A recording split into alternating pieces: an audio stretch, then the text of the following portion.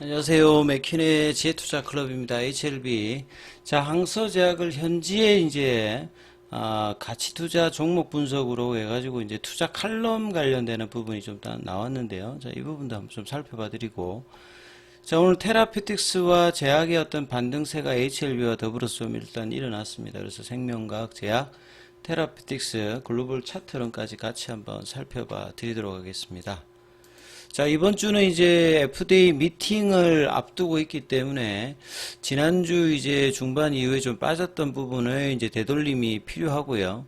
결국은 이제 미팅 이후에 리서브미션과 이제 리서브미션을 제출하게 되면 FDA CDER에서 억셉터스 이제 레터를 발행하는데요. 그 뒤에 이제 그와 동시에 이제 포드파 골데이터라든지 클래스 1, 2 관련되는 부분이 결정이 되기 때문에 연내에 FDA 이제 재신청이 최종 승인 관련되는 가능성이 높을지 아니면 이제 좀 더 시간이 걸리는 내년도 이제 뭐 상반기 안에 끝나는 요 이제 갈림길이 이제 이번 7월달, 8월달 안에 FDA 미팅 이후에 리서브미션을 얼마만큼 빠르게 준비하느냐. 그 다음에 이제 그렇게 빠르게 준비하면 준비할수록 이 클래스 1에 대한 어떤 기대감이 높아지는 거고요. 그 다음에 리서브미션을 조금 시간이 걸려서 이제 만약에 낸다라고 하면 클래스 2의 가능성이 이제 높아지는 거기 때문에 7월달, 8월달에 항서제약과 엘레버 테라피틱스가 어떤 식의 이제 준비와 수정 보완을 해서 최종적인 이제 리서브미션 가능하느냐가 일단 가장 중요한 어떤 국면이고요.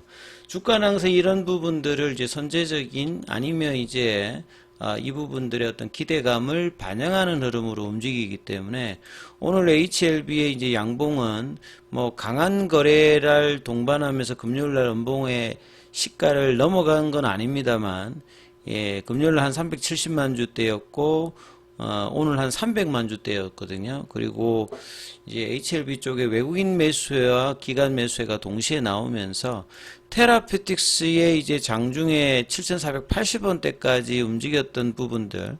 그러니까 결국 보면 테라피틱스 같은 경우에는 계속 이제 이 21 이평선 관련되는 부분들에 대한 어떤 이제 저항과 이 확보를 못 하고 있습니다. 사실. 그래서 이제 5월 28일, 그러니까 저점에서 상당히 많이 반등을 하고 이후에도 이제 이 이제 중심선이라고 하는 21 이평 관련되는 부분을 돌파하고 안착하는 모습을 여기 한 1주, 2주, 한 3주, 4주, 5주, 그러니까 한 달 넘게 지금 못 보여줬거든요. 그래서 지난주 이제 화요일 날에도 장중에 7,400원대까지 올라서 이제 돌파 위에 확인을 좀 할 수 있다, 이렇게 말씀드렸는데, 예, 그 다음날에 바로 이제 개법 원봉이 나왔고, 예, 목요일, 금요일에도, 이제 21 이평선 위로 이제 넘어가는 어떤 시도를 계속했습니다만 좀 못했고요. 오늘 같은 경우는 이제 21 이평선 가격이 이제 7,180원인데 이제 오늘은 종가상으로 살짝 올려놨어요. 그러니까 테라피틱스가 거의 한 달 이상, 결국 이제 장기적으로 보게 되면 요 4월 달에 이제 21 이평을 이탈하고 난 다음에 무려 한 3개월 만에 지금 21평 위로 올라온 거거든요. 그래서 상당히 뭐 거래량은 그렇게 큰 편은 아닙니다만 기술적 분석상에서는 어밌는 이제 라인의 종가가 일단 형성이 되었고요. 그래서 이제 이 부분들이 볼린저 밴드 상단을 넘어가게 되면 볼밴 돌파와 태깅, 그 다음에 지금 내려오고 있는 하향 추세 파라볼릭도 이제 상승으로 전환시킬 수 있기 때문에 이 볼린저 밴드 상단 가격 자체가 오늘 기준으로 보시게 되면 7,700원 정도 부근이거든요. 그러니까 한 5% 이상 정도의 흐름이 한 번 더 나오게 되면 볼밴 상단과 이제 추세를 돌리는 어떤 구간으로 이제 테라피틱스 들어가기 때문에 이번 주 흐름이 어떻게 이어지느냐가 중요하고요. 그 다음에 HLB와 가장 동행하는 HLB 제약 같은 경우도 갭다운 양봉이 나오면서 금요일날 나왔던 이 연봉의 시가 18,950원을 장중에 그까지 이제 갔다가 아직 회복을 못했습니다만 시간에 70원 정도 더 올라갔기 때문에 볼린저 밴드 하단에서 다시 21위평, 여기도 다 지금 좁아져 있는 어떤 구간들이기 때문에 방향성을 이제 거래량을 동반하면서 나오게 되면 그 방향으로 갈 수 있는 구간에는 다 주가 위치들을 만들어 놓는 부분이죠. 그 다음에 생명과학 같은 경우도 볼린저 밴드 하단을 금요일에 이탈하고 오늘 이제 볼린저 밴드 하한선을 일단은 다시 회복을 했습니다. 그리고 시간에도 한 40분 정도 올라서 8,490원. HLB 생명과학은 결국 유중에 관련되는 불확실성을 해소를 하면서 여기도 마찬가지로 21위평 관련되는 부분에 돌파 후 지지가 조금 필요한 상황인데 일단 이제 볼린저 밴드 하단을 다시 또 회복하는 모습을 일단 보였고요. 글로벌도 마찬가지로 이 바닥권 가격에서 볼린저 밴드 하단까지 이탈되었다가 오늘 볼린저 밴드 하단선이 이제 여기도 4,278원인데요. 오늘 종가가 이제 4,290원이니까 살짝 위로 일단 들어 올려놨습니다. 그래서 뭐 거래량이 크지 않기 때문에 선도하는 이제 테라피틱스, 제약, HLB 이 세 종목들이 이제 어떤 모습을 보여주냐에 따라서 뭐 생명과학이라든지 글로벌, 그 다음에 삼선 종목인 이노베이션, 바이오스텝, 파나진까지도 영향을 같이 주기 때문에 이제 내일 7월 1일에 이제 FDA 우리 시간으로 뭐 7월 3일에 이 부분들 확인이 가능하겠습니다만 거기에 대한 어떤 기대감이 내일도 이어질 뭐 가능성이 좀 높게 보면서 흐름을 좀 보셔야 되고 오늘은 전반적으로 제약바이오 주들이 그간에 좀 부진했던 부분에서 벗어나면서 이 비만 당뇨 관련되는 인벤티지 랩이 이제 뭐 상한가를 가고 뭐 펩트론이라든지 삼천당제약, 그 다음에 뭐 이 오스코텍이라든지 기타 이제 신약 관련되는 부분과 기대감이 있는 섹터에서 전반적으로 좀 강하게 움직였던 게 결국 이제 9월달 금리나 어떤 기대감들이 계속 이제 매크로 쪽에서도 나오고 있기 때문에 제약바이오 쪽에 이제 긍정적인 흐름들은 계속 나오고 있다 이렇게 봐야 되겠습니다.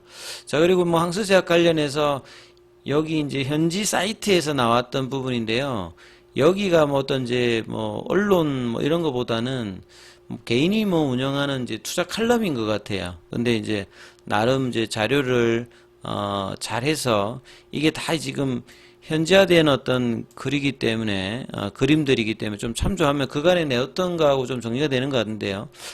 자, 그래서 중국 쪽에서는 가장 이제 글로벌 대기업에 도전할 수 있는 좋은 기회를 가지고 있다라고 이제 현지 언론사에서도 이야기하고 있는 게 항서제약입니다. 그만큼 이제 몇 년간에는 이제 ROE가 줄고 있습니다만 결국 그 부분들이 R&D를 느리고 중국 쪽에서 이제 약가이나 관련되는 부분을 극복하는 어떤 글로벌 진출 관련되는 기대감이 가장 높기 때문에 그리고 이제 뭐 매출 총이익률 자체도 84%인데 순이익률은 이제 떨어지잖아요. 그만큼 이제 판관비 특히나 거기에서 개발비 관련되는 어떤 비중을 높게 이제 산정을 하고 있기 때문이다.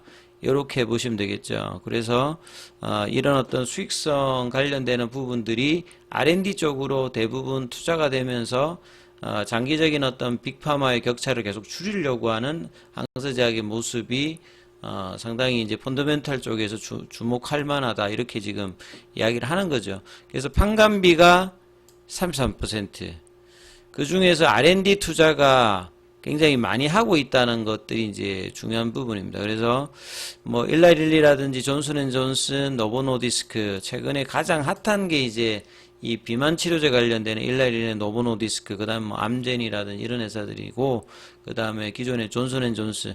그래서 10년, 20년 관점에서 보면 이 항서제약의 어떤 장기적인 어떤 글로벌 지금도 뭐 글로벌 탑 50 안에 들어가 있습니다만 이제 좀 더 이제 상위로 가기 위해서 이런 R&D 투자를 계속 하고 있다. 그래서 이런 부분들에 대해서는 어떤 잠재적인 기대감 그리고 이제 장기적으로 그 주가 관점에서 보면 코로나 기간 동안에 뭐 100조가 이 당시 좀 넘었죠. 근데 그 뒤에 이제 뭐 정부의 어떤 약가 규제 이런 부분들이 직접적인 영향을 받으면서 2021년도 9월 달에 이제 고점을 대부분 찍고 이제 전 세계 제약 바이오주들이 대부분 다 빠졌거든요.